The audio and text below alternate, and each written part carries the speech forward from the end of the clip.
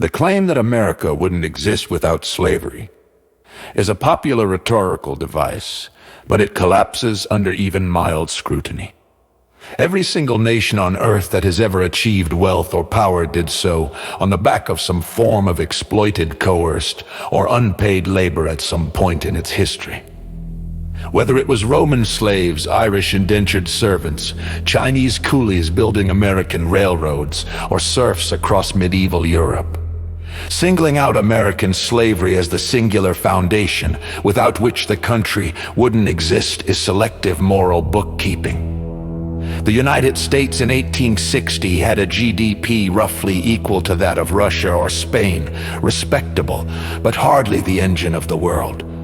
The real explosion of American wealth came after slavery ended. The Second Industrial Revolution, mass immigration from Europe, the electrification of the country, the assembly line, oil, steel, railroads built overwhelmingly by free, or at least paid, labor. By 1900, the South, the former slave region, was the poorest part of the country, while the non-slave North and Midwest were the richest. If slavery was the indispensable rocket fuel, someone forgot to tell Massachusetts, Pennsylvania, and Illinois. The 13 generations argument is equally shaky. The overwhelming majority of the physical infrastructure and capital stock that modern Americans inherit, 99% of the buildings, factories, highways, dams, electrical grids, universities, tech companies, was built after 1865 by people who were never slaves and never owned slaves. To insist that a cotton crop picked in 1859 is somehow still paying your salary in 2020 is metaphysical, not historical. As for none of the post-1865 immigrants would have come if not for slavery. That's an unfalsifiable counterfactual. One could just as easily argue that without the abolition of slavery, without the moral capital of the Civil War, without the 620,000 dead to prove that all men are created equal, was more than a slogan. The United States would never have become the beacon that attracted tens of millions of voluntary immigrants in the first place. Both claims are speculative. Neither is provable. Responsibility and acknowledgment are not the same thing. I can acknowledge that slavery happened, that it was evil, that it stained the country, and that its after effects lingered for a century after Appomattox, without believing that a welder in Pittsburgh in 2025 owes a debt to someone whose ancestor picked cotton in Mississippi in 1850. Moral responsibility for historical crimes does not transfer infinitely down bloodlines any more than the descendants of Mongol invaders owe me reparations for the sack of Baghdad.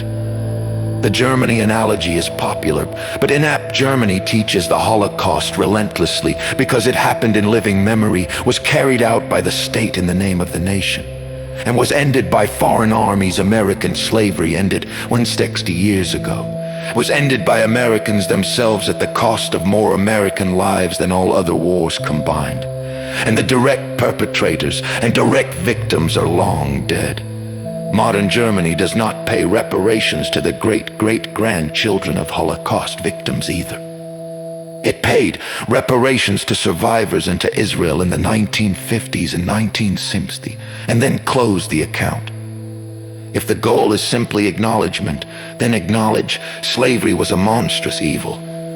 It was also abolished, at immense cost, by the very country that practiced it. That combination, capacity for both for great evil and for great self-correction, is rare in human history.